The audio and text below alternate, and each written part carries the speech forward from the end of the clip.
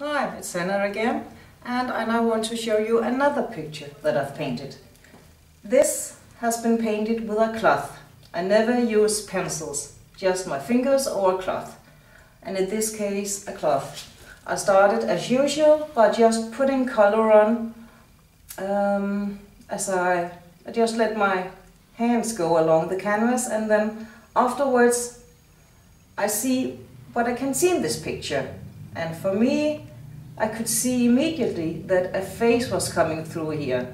So I started to work with the face, and then after the different colors have dried, I put on again a transparent color to emphasize the different things that I could see. But I can see a face here in the middle, but for some persons it might be a landscape.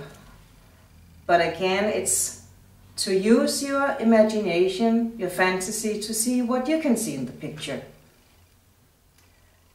Also, the lady here has somehow sunglasses, and you might say that the picture shows perhaps she doesn't want to see the world quite clearly, and her hair is coming forward like this, which might mean that she is in a bit of a chaotic phase in her life.